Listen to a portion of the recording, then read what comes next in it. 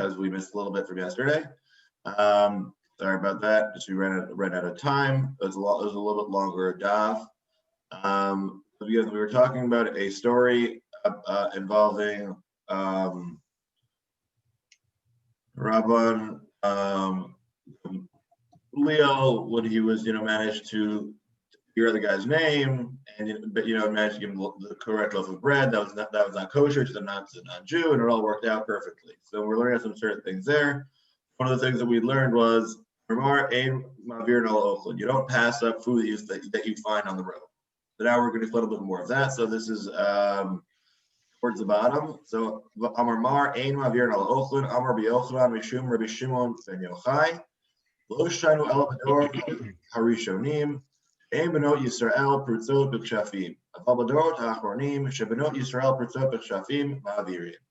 When did we say that you could eat that you shouldn't let any food on the roadside go to waste? You should pick it up and and then give it to the person who needs it. So that was when the early generations when the people when the Jewish women were not witches, but nowadays they're all witches. So we don't know what poisons or concoctions they slipped into the food. If you don't have if you don't know who it's from, probably know that they're trying to kill you with it. Yeah, it's pretty dark. Okay. So hopefully, again, I don't know of any women who've tried that nowadays, but again, halacha is as it stands. So nowadays, if something looks suspicious, you should probably just leave it where it is. Ana went in a Braita, shlosha mavirin, ptichin ein mavirin. Okay, so shleiman. Let me try that. Okay, so if it's a whole bread, then you can and then you wouldn't pick them up. But if they're broken up, then you shouldn't pass them out. You pick them up. So apparently, the whole ones are meant for witchcraft. The broken ones are not meant for witchcraft. Okay, so Amar Lei Ravasi Ravashi Titi Lo Avdan. Wait, since when didn't they do magic with the small pieces too? Opportunity witches.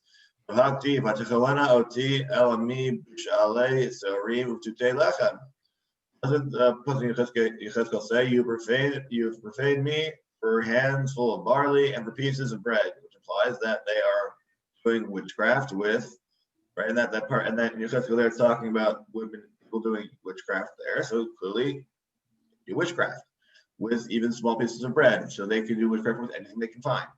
Amar Shesha Mishum Rabbi Elazar ben Azariah.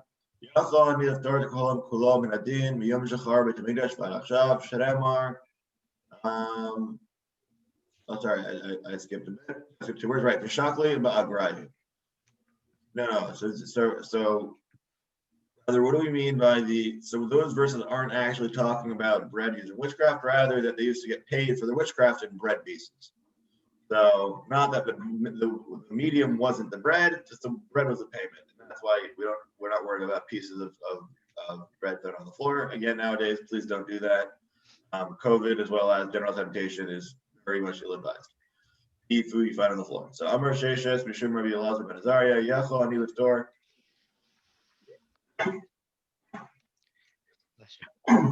And unless I was going to say, unless it's your own floor and you believe in the 10-second rule or whatever the rule is for things falling on your own floor. Right. So as far as the efficacy of that goes, so whatever germs there were, it would picked up in 10 seconds. As proven by many middle school or high school slash experiments, it does pick up most of the germs. The question is how gross is your floor? Yes. So, don't ask my wife about that. Yeah. So use your own judgment. I've eaten it again, but again, it each their own. So now Omer Shesh Mishum Rebbe ben Azariah. Shesh is relating the following name of Rebbe ben Azariah. Yakol Niftor Kolam Kolam Minadin. Yom Shachar Beit Midrash V'ad Achav Shnemar Lachein Shimina Zot Ania Ushkurat V'lo Miyayin.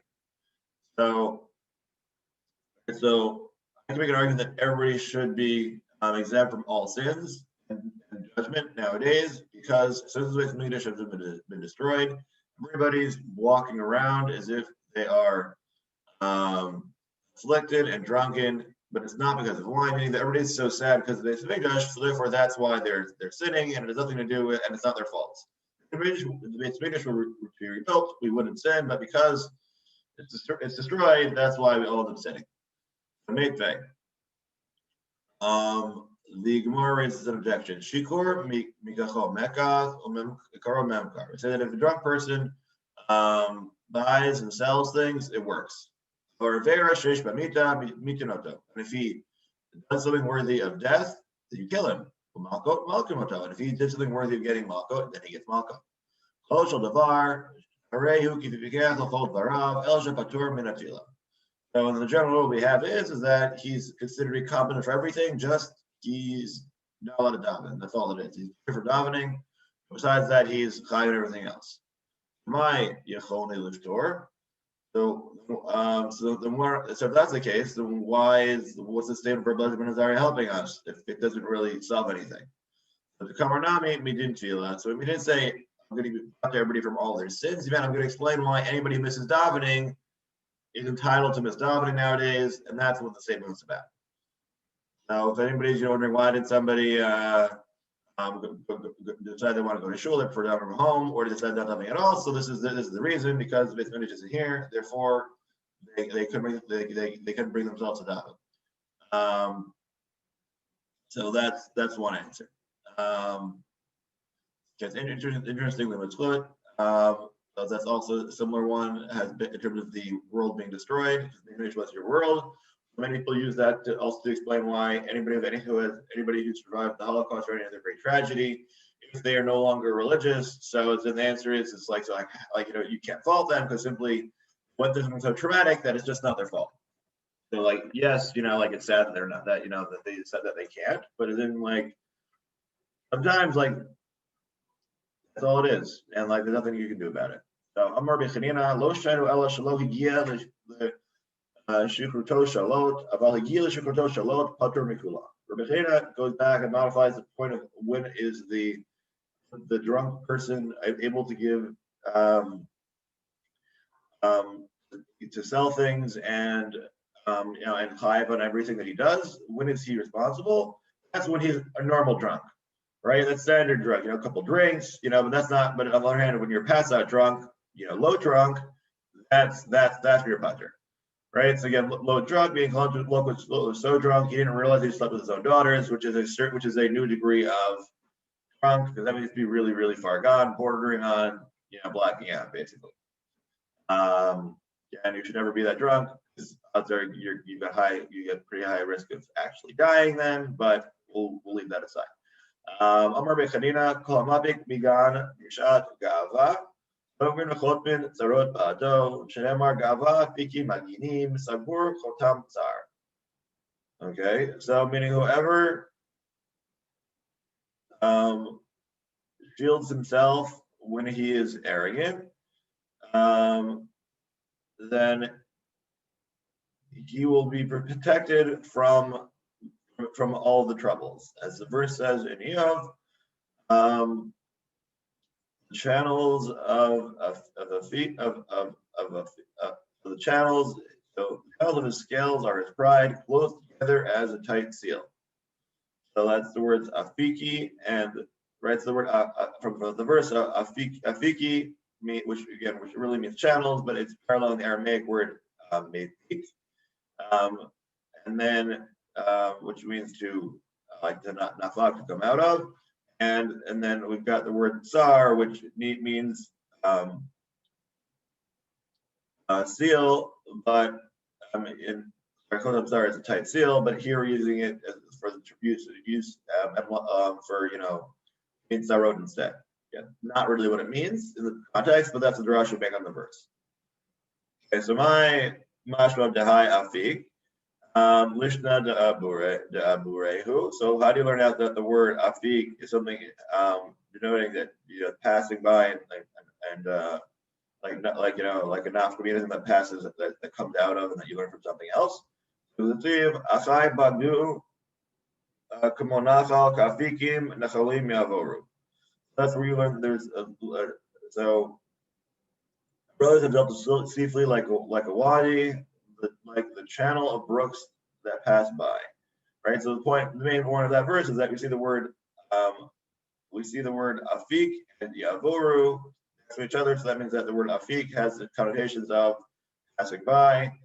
So meaning that in Hebrew, you can see that it applies just as well as it does in Aramaic. Rabbi Yochanan Amar, Kol she'enu mafik itmar. So Rabbi Yochanan says, no, that doesn't make sense because the verse is the thing we had before is that whoever does not cover and instead draws out a shield, which is actually the opposite of mafir.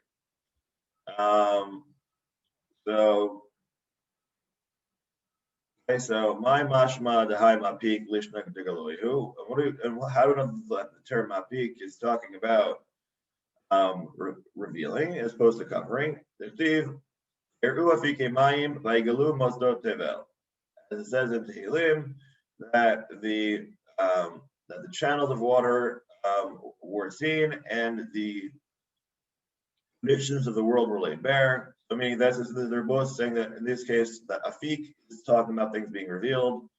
So therefore it wouldn't make sense to say that afik is covering up and shielding. So let's simply imply the inverse of what we had before.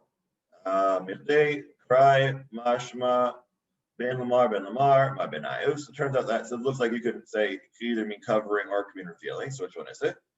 The difference is Rosh Hashanah Masar Shintei L'Shamei. As Rosh Hashanah gave, as you see the case happen once, that Rosh Hashanah gave, told his attendant to wake him up when it was time for davening. Amar Itle Rosh Hashanah, Amar Little Rosh Hashanah. Right. So Rabbi Yochanan said that you don't need to, that you can go take a nap and you don't need to worry about. If you happen to miss davening, that's okay. Whereas, where Rav Sheshet says, if you take a nap and it's time for davening, you better make sure you have something or somebody to wake you up. Otherwise, that's your fault for missing it. Okay. Meaning, should you take the nap and then daven, or should you simply daven now, even if you're half falling asleep on your face? What's the better option to take? And nowadays we have the magic of coffee, so that'll solve your issue. Just have a coffee and then go down. So yeah. So Amar Rachia Barashi Amarav Kol She'ein Datom Yoshevet Alav Al Yipalel Mishum Shenemar Batzar Al Yored. Rachia, the son of Rav Ashi, is the name of Rav. Whoever's mind is unsettled should daven, as it says. If somebody who's in pain shall not teach. So Richrina would not daven on days when he was angry. Amar Batzar Al Yored. It says those who are distressed should not make issue decisions. So if he's angry, that means that he's not fit to pray. Similarly,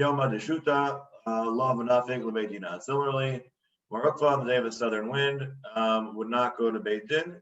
Apparently, when the day of Shuta, which means the day of a strong southerly wind, which apparently would dry you out and would make him not be able to judge properly. So if he doesn't have his full wits about him, then he should not be staying on the Beit Din, and that was his personal practice. So Amar Nachum Bar Yitzchak, Chuta Bait Silula, Hiluta Kiyoma de Istina.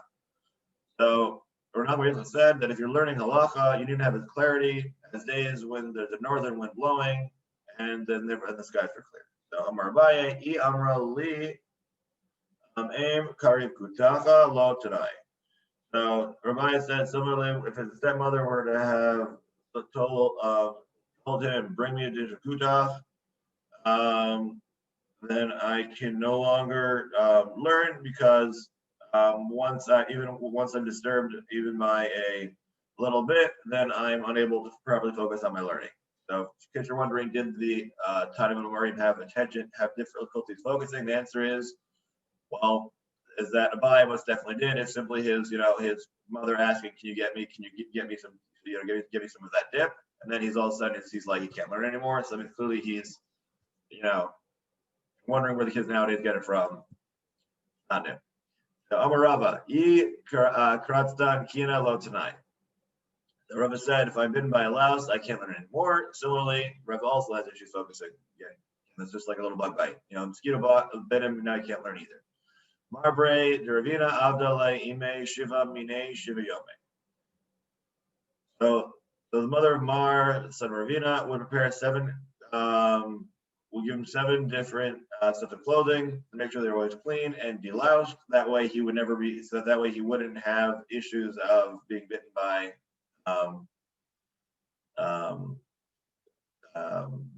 what is it? Clothing lice. Yeah, again, thank God, no longer an issue because we have very good washing machines. But it used to be a very big issue back in the day. You can still have a fly land on your head, like Vice President Pence, right, during the debate. But still, I don't think that should be enough to distract you. Distract him, apparently. Right. Hopefully not. Hopefully not. So Amar Yehuda Lo Ibri Lelia Ella Lashita. Yehuda said night was created only for sleep. Amar Shimon Ben Lakish Lo Ibra Sehara El Girsa. So Rabbi Yehuda said night is for sleeping, whereas Rabbi Shimon Ben Lakish said the moon was only created so that you could learn Torah at night by its light. Amar Le Rabbi Zera Machadadan Shvatatach. And Rabbi Zera said you were definitely correct. Amar Lahu Yimamaninu. So, and he said, yeah. So he said, how did he? So then, why did he? He's like, oh, that's a great point. And then he's like, and I thought of it during the day because apparently learning Torah during the day is better for understanding of clarity of thought. Well, there's a whole bunch of statements saying about that extolling the praises for learning Torah at night, so that are listed elsewhere. So basically, learning Torah at all times is good. Just make sure it's a time when you are able to focus and properly learn. Amrle Barte de Rav Chisda. So Rav Chisda's daughter said to her father Rav Chisda, "Obai Mar Mena Morta." Who says, "Don't you want to take a short rest and sleep?" So Amarla Hashta to Yomi Darichi V'Katini V'Ninum Tuva. So I told her days that are long and quantity but short is basically. So he said that the day days are long and days get short. The point is that so he's referring to not that the days getting shorter or longer. Rather, he's saying that I only have a fixed amount of time to live, so I'm going to learn now as long as I can, and because I'll sleep when I'm dead. Yeah. Now, Amar Rav Nachman Bar Yitzchak Anan Poali Dimama Anan. Rav Nachman says that we are day workers, meaning we learn Torah during the day. Rav Acha Bar Yaakov Yazif Ufara, right? So Rav Acha Bar Yaakov used to borrow money. Sorry, not borrowing money. He used to borrow his. And then if he was supposed to learn X amount during the day, to daylight hours, but he couldn't, instead he would make it up at night.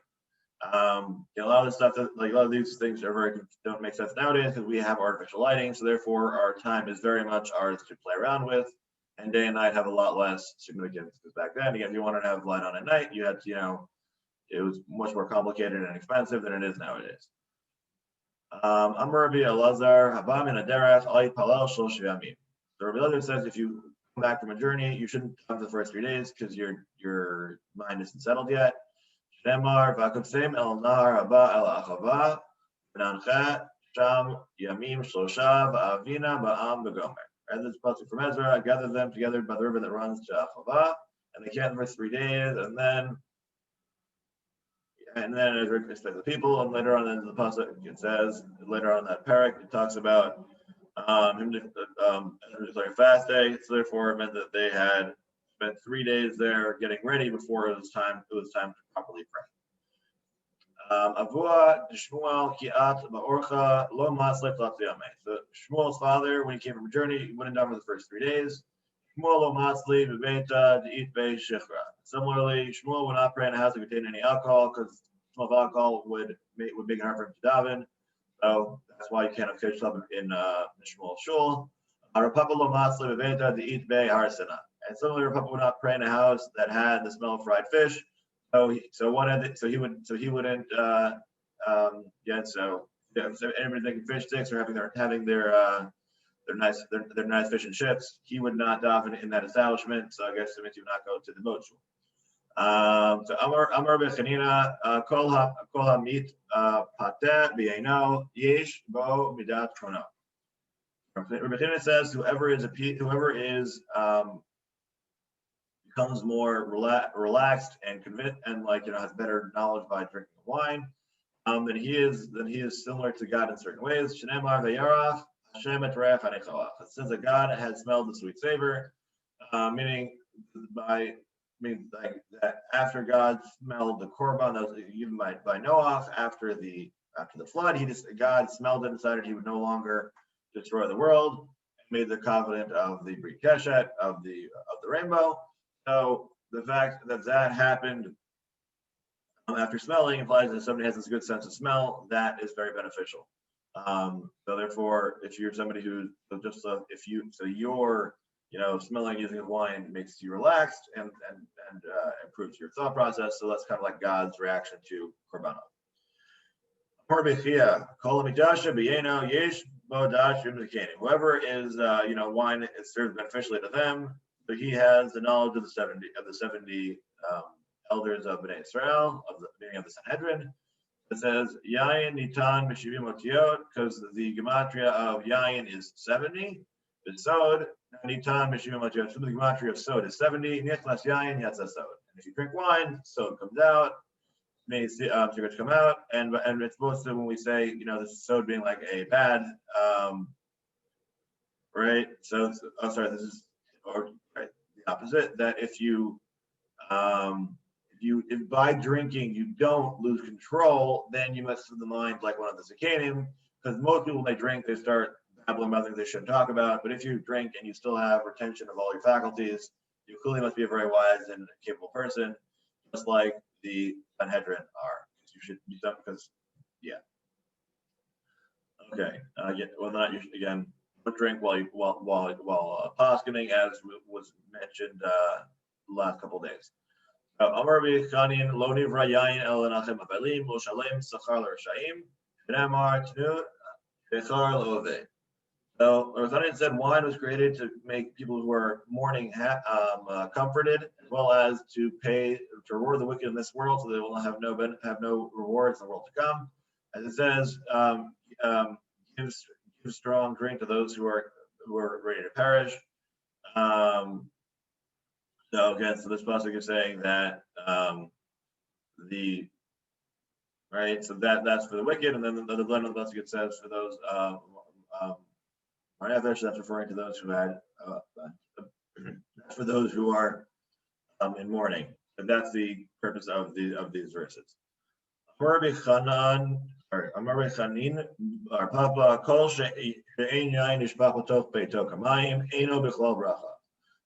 Our Papa says if there isn't wine flowing like water in your house, then you're not included in the Torah's blessing. Sh'nemar berech lach v'chavet mimecha. As the pasuk says, God will bless your bread and your water. Ma lechem shenikach v'kesef maaser, av mayim shenikach v'kesef maaser, umayni yayin kakari le mayim. So how do you get to this rasha? Because in Shemot it says God will bless your bread and your waters, and so what this is referring to, the context interpreted as being referring to trumot masra that you are buying with. This is referring to masra sheni that you're buying masra sheni money. So this is the only type of liquid that you're allowed to buy with masra sheni money is wine. So because you can't buy water with masra sheni money because that's not considered to be food or proper drink. So therefore, you have to. Therefore, once you're referring to the fact that you bought, bread is bread, so that's fine. But the wine what you're buying must be water. The liquid you're buying must be wine then. So if wine flows in a person's house like water, there's blessing. If not.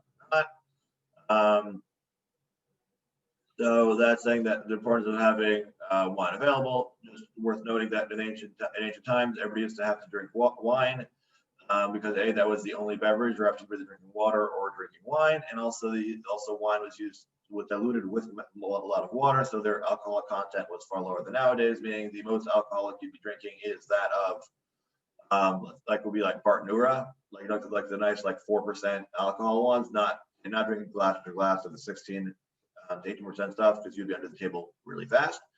So it wasn't quite as strong as drinking nowadays, and also had the benefit of didn't always have clean water sources. So if you added some wine to it, it would prevent you from getting sick. So you bear that in mind in terms of how essential wine was in ancient times, and why might not necessarily apply so straight nowadays. Rabbi Eli, b'shlosha dvarim adam nikar b'koso b'kiso b'kasa. So Rabbi Eli says you learn a lot about a person based on three things: based on the way they are with their drink, the way they are with their piece, meaning with their wallet, like what do they spend their money on, b'kaso, how they act when they're angry, and some say even when they laugh. So that's how you can tell truly how a poor person is based on these 3 or 4 states of being that you see them in. Amar Rav Yehuda, Amarav Yisrael v'goy b'pnimi, Yisrael b'chitzona. So now we're finally back to Eruvin. So if there's a Jew and a non-Jew in the innermost courtyard, and then there's a Jew living in the outer courtyard. So let's let me get up the let's share. Let me share screen. Here we go. Everybody can see that. So we have a here. So is that the right one? I think this is the one. Right. So again, so we have a Jew and a non-Jew in the innermost courtyard and a Jew in the outer courtyard. So which diagram are you looking at, Rabbi? Sorry, it's number? There's little numbers next to them. Which one? Right. So I think this is the one over here. 5. Number 5. 5. The first one's I'm bet. This guy over here that I'm highlighting. Okay. This one. Oh, you don't want to look over. So Amar Yehuda Amarav Yisrael v'goy b'pnimit Yisrael b'chitzona b'masel l'fnei Rebbe Basar l'fnei Rebbe Chia Basar. In these cases, you have to rent out the usage rights from the non-Jew, or you don't have the proper Eruv yet. Yatuv Rabba Rav Yosef Shalahi Pirkei Rav Sheshet. So one time, Rav Yosef were sitting together talking after the Rav Sheshet finished giving shir. Rav Sheshet become one. Rav Sheshet came on and said, "Come on, Amra Rav Shmaitek Rabbi Meir Karkish Rabba Reshe." So who's being the Rav rule in regards to the case when there's in our case? It says Rabbi Meir, who says that if there's even one non-Jew with a single Jew, and that creates a problem. And then Rabbah nodded his head and agreed. So the Amar of Yosef, Trey Gavre Ravervi Karabanan Letu B'Hai Milta. Okay. Rav Yosef is like, would 2 of them made the mistake of saying that there's only one Jew and one non-Jew that creates a problem? He could Rabbi Meir, Lama Li Yisrael B'Chitzona. What are you talking about? We're trying to imply this is Rabbi Meir's opinion. Then why is there why is a second Jew present there in the outer courtyard? Why is he relevant? I don't understand. If you want to say that simply this is the case that happened and that's why they're talking about it.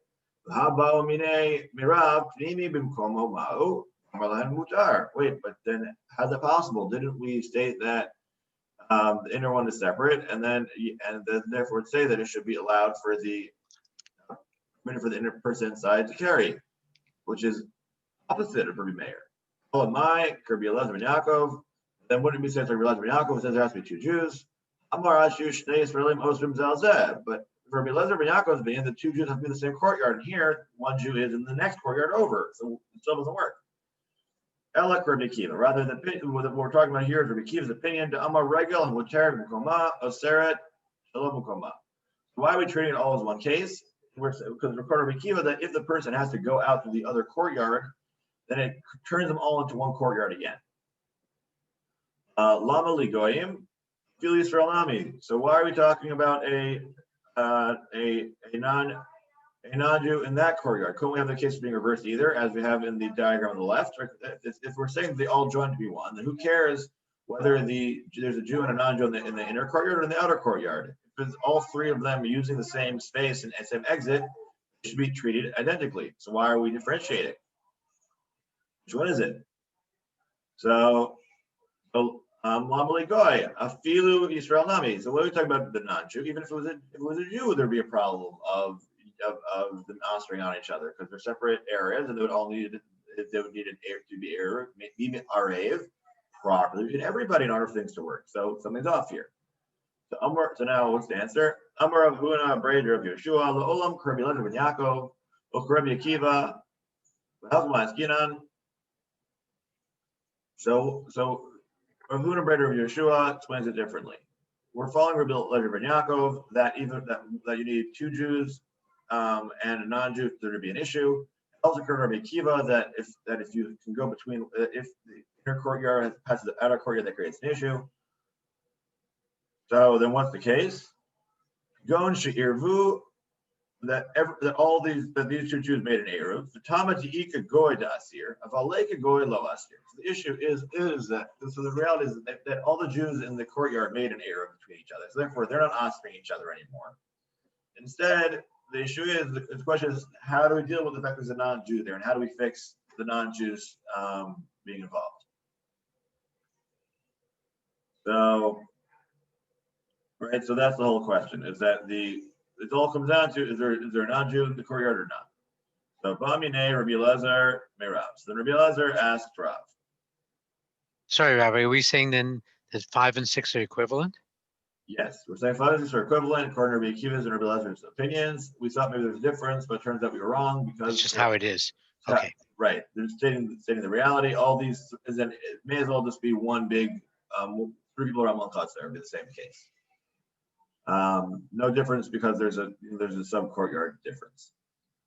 So now Rabbi Elazar asks a different question. Yisrael goy bechitzona, Yisrael b'mimau. So then we're saying, wait, so is there any difference whatsoever if we switch it around? So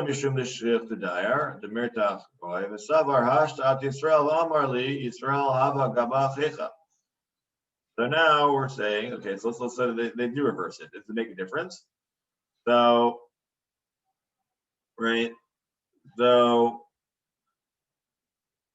what would happen? So would we say that because there's a Jew in the courtyard over, we had remember the initial question we said about the difference between there being one Jew or two Jews is whether that one Jew wouldn't dare live amongst the non-Jews because if he did, he's afraid they might kill him for no arbitrary reason at any given point. But if there's two Jews, there's some degree of safety in numbers, and then they'll be able to be okay. So the question is here: will the non-Jew right? So there is because right there's multiple Jews nearby. The non-Jew will realize that and therefore won't kill a Jew. But here, will he be worried and say the other Jew might come to save the other Jew? Right? Or will he not say that? Right? So so should the decree we had about to live with the non-Jew apply or not? Because do we treat each chutzner independently or not? So, or maybe you say that again, if we could differentiate between the case where the right. So in this case, you could say maybe the Jew wouldn't. This Jew might not go inside, but here, right, there's always a chance that this guy's going to leave and pass on through while the non-Jew is trying to kill the Jew. So maybe that'll make a difference for the purposes of his trying to murder you.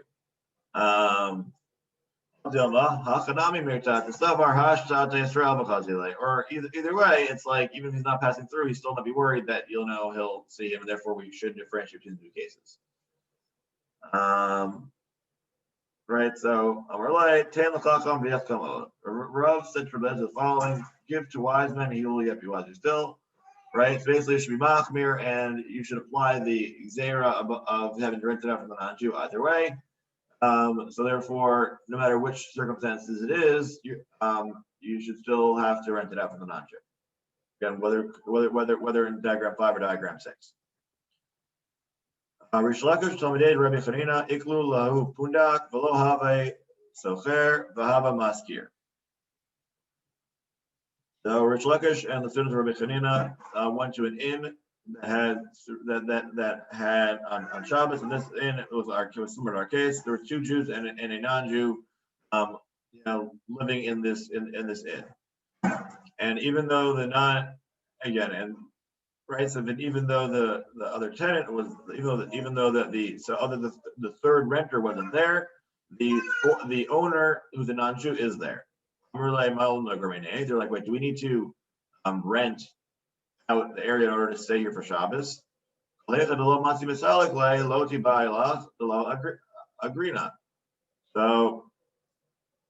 do you need to rent it out to solve the xera that we had before to live with the non-Jews? No. So the answer is here, you don't need to worry because the landlord, so meaning the question is whether or not it comes down to, because can the landlord here, like whenever the owner can't kick you out, but it's not a problem because therefore he clearly cannot rent it from the owner. The question is, is whether or not the landlord can remove him. This question is, do we treat each of those rooms separately or not? It comes down to the degree of control of the landlord. What do we mean by that? Agree not. So since the landlord can remove the tenant, therefore that means that they can rent, they can pay off the landlord, and by renting from him, therefore they then solve the Gzer Nirvana. Or would you say that no, they can't actually remove him because the tenant's still there? They said,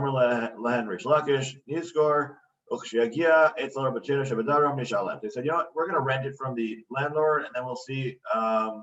That's the more makel opinion, and it's Derbanan, and then we'll double check when we get we get back south, and we can ask the Chum there. So then our Rebbe says, you're right, correct. You were right. You did the right thing by renting from the landlord. That gave you rights. That gave you the ability to make the Eruv. So Rabbi Chanina Bar Yosef, Rabbi Chia Bar Abba, Rabbi Yasi, Iklu Lahu Pundak Atu Goy Mare Pundak B'Shabta. So Rabbi Chanina Bar Yosef and Rabbi Chia Bar Abba and Rabbi Yasi came to swear in, and the non-Jew wasn't there when the beginning of Shabbos became on Shabbos. So should we rent from him now? So he's renting like making an error, so we should have made it before or not, or can we simply, because like before there's only Jews here and we went in one building, so we didn't need to make an error. But now now the non-Jews here, so we have to rent out his access rights. So or do we say that when you rent it, it's as if somebody's being mavatal their rishos, giving up their rights? Right? So it's like always saying this, the renting purposes that we're solving through our actions, can we do it even on Shabbos? Right? This isn't a true rental, it's a representative rental. So is it like making an Eruv or not? So Rabbi Chanina Bar Yosef Amar Niskor. So Rabbi Chanina says you can rent it. Rabbi Yasi Amar Lo Niskor. Rabbi Yasi said you can't. Amar Lo Rabbi Chia Bar Abba Nismach Al Divrei Zaken V'Niskor. So then Rabbi Chia Bar Abba said let's rely on the elder person, meaning Rabbi Chanina, and then we'll rent it, and they'll be able to carry on Shabbos. Atu Shaile Lel Rabbi Yochanan Amar Len Yafa Asitum says Kartem. Says Kartem. Right. So then when they came to ask Rabbi Yochanan to say which was the right thing to do, then he said that that you did the right thing. Okay. So we'll continue on with this story tomorrow. So again, just some of what we covered today. We spoke about the benefits and the risks of being drunk, as well. When it can help you, when it can hurt you. We started discussing, going back to the case of where you have Jews and non-Jews living together in the same courtyard or in the same complex, and how you'll solve the issue of being able to make an Eruv with all of them. And again, tomorrow we are going to be starting at 6:45 in order to make so that everybody can make it to the 7:30 minyan. Rabbi, you may want to tell the office so that they change the. Right. So I'll email the office and tell them that's going to affect us tomorrow, and they'll hopefully change the email as well. Good. Okay. I'll probably be able to join you at least till just after 7 for this week because Rabbi Kropkin's away, and then we'll see how it goes. But, I appreciate that. Thanks very much, Rabbi. That's great. Thursday will probably 10 minutes earlier than that because of lightning. Okay. Sorry, Thursday what? Thursday will start 10 minutes earlier than that. 6:35. 6:35. So we'll try that out. If we didn't move around the times, then we'll discuss that as it comes up. All right. Okay. Thank you. Square. Take care, John. Take care. Have a good one.